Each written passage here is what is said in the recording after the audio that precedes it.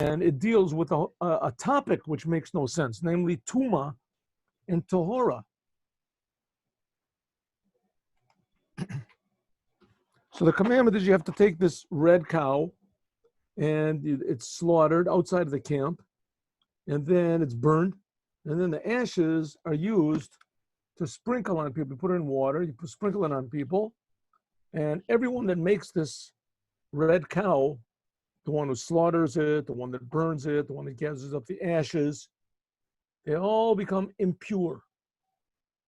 They all become impure. True, it's not as impure as death. A person who's impure with death is impure forever until he gets these ashes sprinkled on him on the third and on the seventh day. So if a person gets impure from a dead body, touches a dead body, or goes into a tent or a room where there's a dead Jew, or he touches a grave, goes over a grave. So he's impure minimum 7 days. Minimum 7 days. If he realizes he touches a Jew, he can run to the base of Mikdash, and they wait for 3 days, and they sprinkle, on the third day, they sprinkle ashes of this red cow, and the seventh day also, and then he goes to the mikveh, and he's pure. He can go into the holy temple again. Okay, strange commandment. Now let's look and see over here. Let's look and see. Here we go. 1 minute. 1 minute. Okay. We are in chapter Chaf, and now he's explaining. Now it's going back to what we already explained. Here we go. Let's see where it is.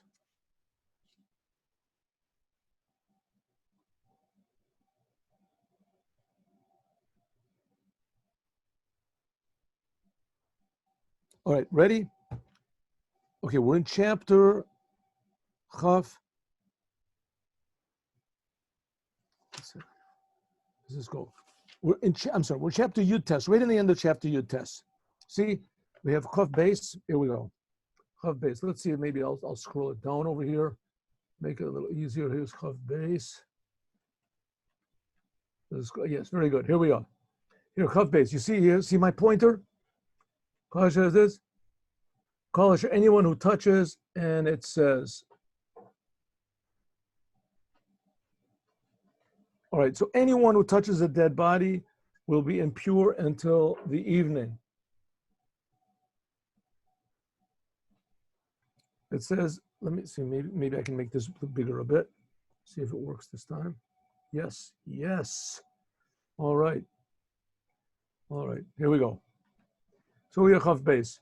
Anyone who touches a dead body, sorry. No. Right.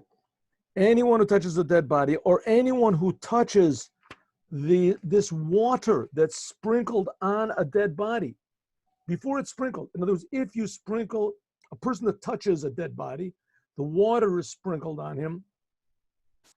On the third day, you count 3 days, the third day and the seventh day, and then he goes to the mikveh and he's pure. But if someone touches this water unnecessarily, he becomes impure into the evening. Okay, Chaf base. V'chol asher yiga bo hatameh yitma v'hanefesh hanogas titma ha'arav. Says, let's look at Rashi. Kol asher yiga bo hatameh haya shenit hazeh shenitma. Anyone who touches a person who touched a dead body, Yitma becomes impure. V'hanefesh onogad, and a person that touches him, v'tamei meis titma ha'erev, he will become impure until the evening. Okay, what does this mean? Listen. Kan lamdu, here we learned that the meis, a dead body, avia avot, is called the grandfather of Tuma, the father of fathers. Hanitba, anyone who touches a dead body, avatuma, becomes what's called a father of Tuma. And he, makes umetame adam. He can touch another person and make him impure. Midrash Agada says, Hataktim Yesod Shomosho Darshan, and here is the Midrash Agada. Ready? Now we're going to go right back to the beginning of the sentences and explain. What does it say in the beginning of the sentences? Vayadaber Hashem el Moshe. It says, Daber el Aaron v'yichu elecha para adam aduma. They should take to you a para aduma. Here we are. Ready? Okay. V'yichu elecha should be taken to you. Mishelahem from Mishelahem. Keshem she'em parku. This has to be from the Jewish people. The Jewish people have to buy. You should not buy of yourself, Moshe. They have to find the para aduma on their own. Keshem she'em parku. Just like the Jewish people removed nizme hazahav, their nose rings, golden, in order to make the egel mishalem, kach yaviu zu lekapara mishalem.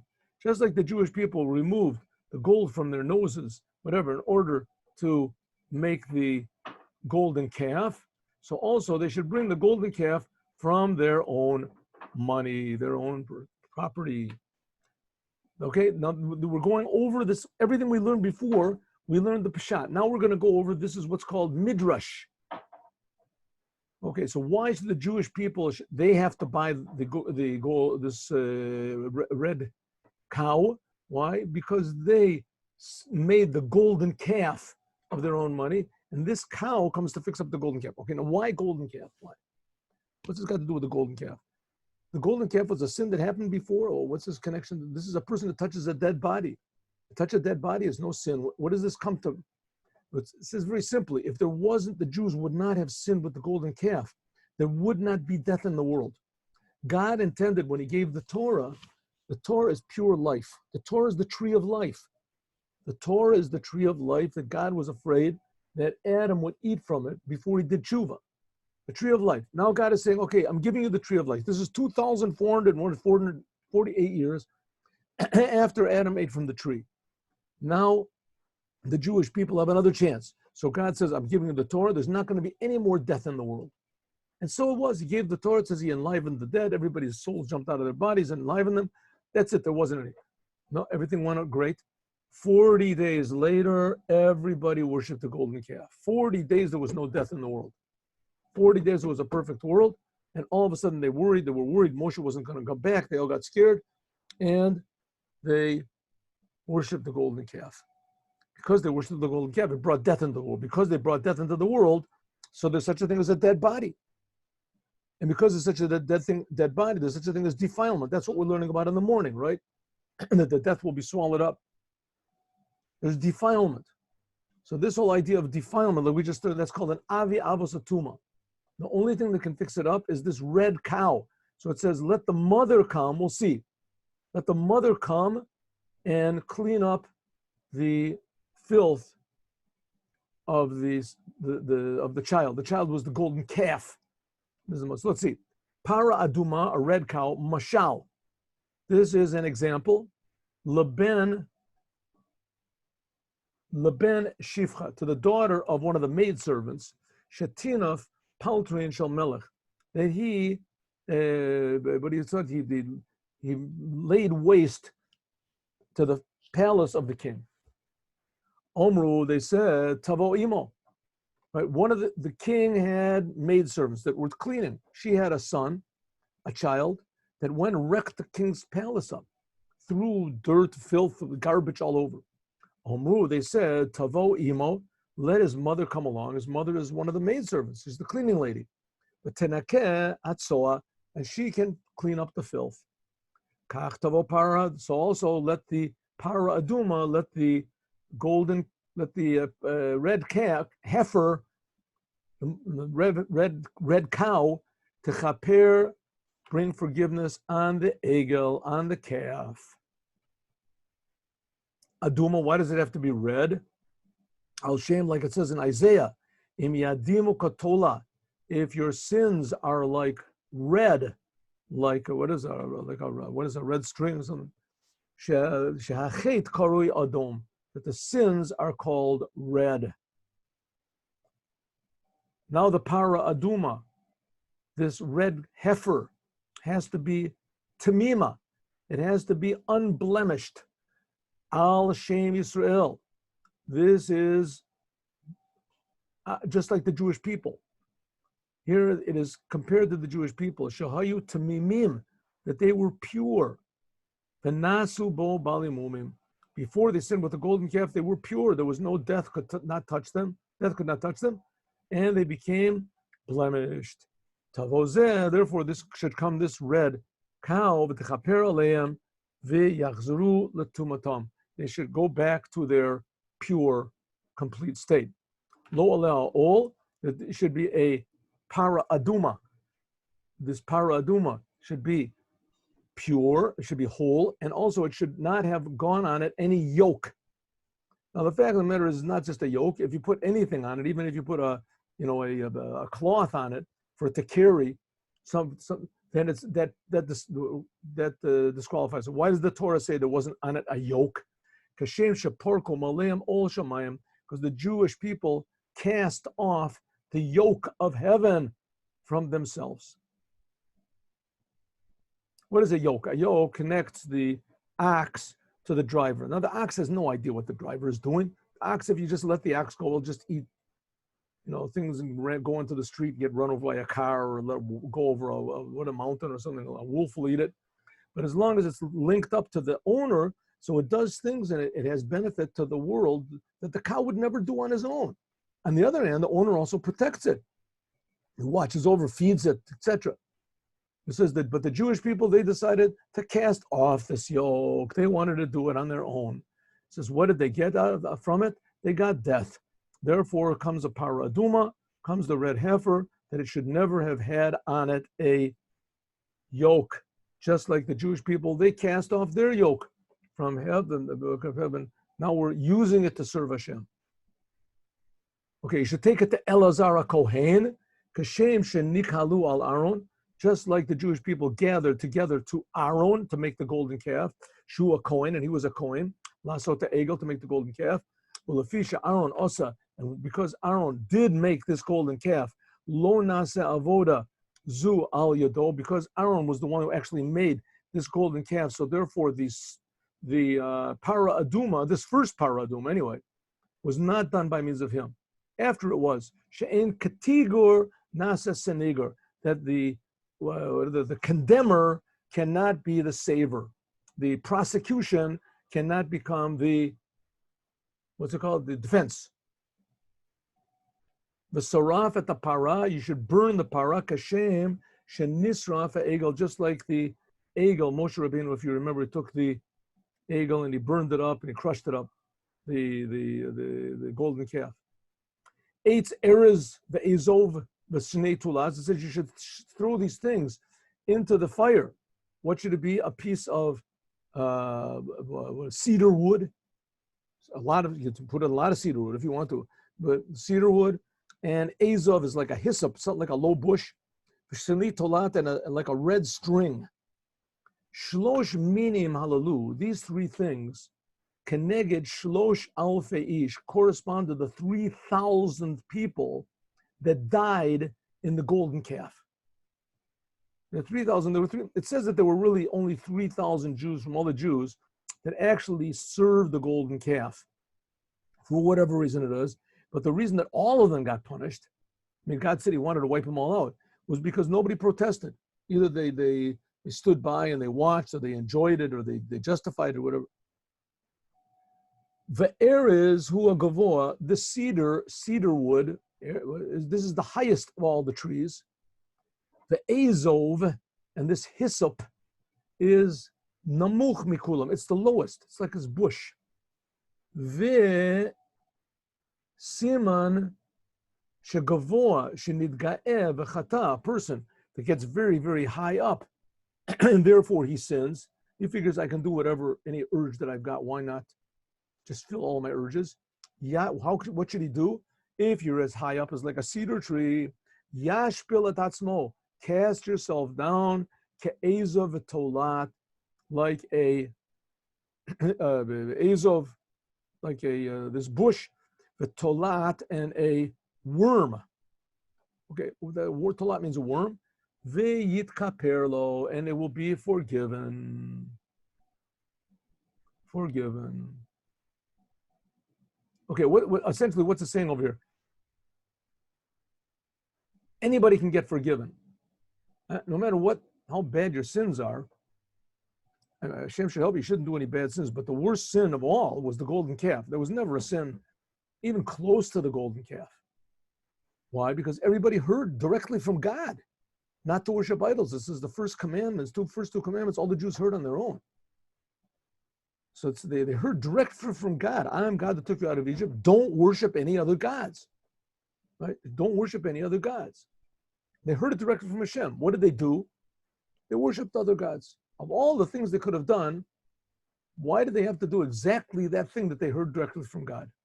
If they would have done, God forbid, all the other sins, they could have said, we didn't hear it from you. We heard it from Moses. I don't really like Moses so much. I don't like the way he said it also.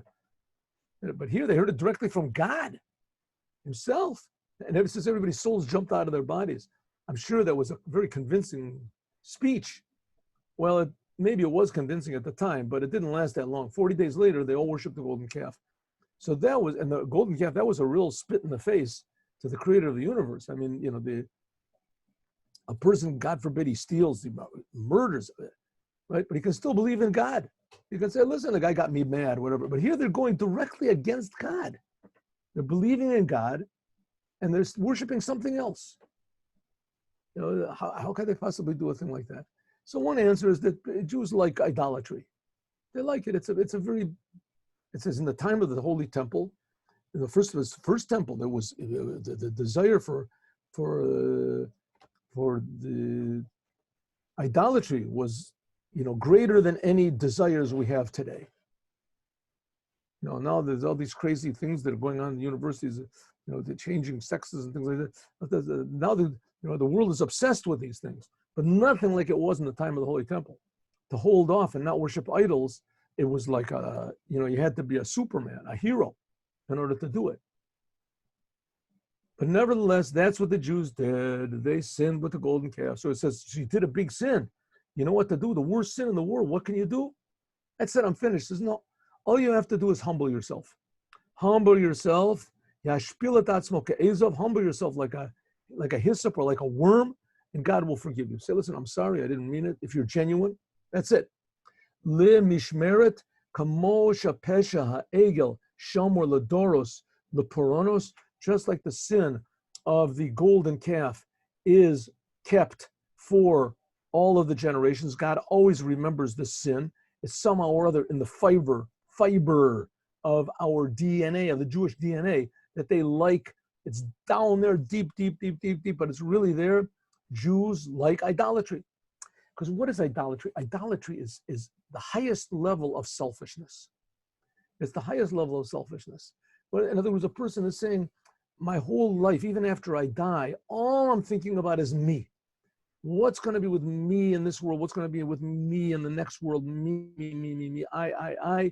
Right? I'm going to do this, and I'm going to have a good place in the world to come. I'm going to be a higher place in the world to come. And that's idolatry. That's idolatry. Idolatry is that you're not thinking about your creator. You're thinking about yourself. So it says that every generation, since the Jews, they had their chance. God gave them the Torah. It was a possibility for the Jews to really give themselves over. They knew that their very lives come from Hashem. What do? Worship the golden calf. So it says, therefore, even though, yes, God forgives us and etc., but still, he remembers because it's still there. The sin is still there somehow or other deep in our personality. There is no time when God gets angry at the Jews that there's not a little bit of this memory of the golden calf there. God says, maybe I won't bring, whatever is this pogrom on. The Jews all of a sudden remembers, yeah, but I remember that golden calf. Zap. Shneamar, like it says, Bayom Pakadati, where is it? 1 second, I can't move this bar on the bottom. Oh, Bayom Pakdi Upakadati. Like it says, the day that I will visit your sins, I will visit this sin. Ukashem she'egel times kol oskim bo, just like the golden, like the red cow made impure all those people that worked in it. What do we say? The man who slaughtered it, the man who burned it, the man who gathered up the ashes. Kach param etame kol oskim bo. Also, the golden calf made everyone impure that worked in it. Ukashem, just like shataro ba'afro, and just like you become pure with the ashes of the red cow, Shneimar, like it says, Vayizar al panei hamayim. I'm sorry, just like they became pure with the waters of the golden calf. Kach v'lakhu l'tamei efer sreifat ha'chatat. Also from the ashes of this cow become pure. Okay, so now we learned the midrashic interpretation of the red heifer and how it's connected to the golden calf. Good. Let's go a little bit further here.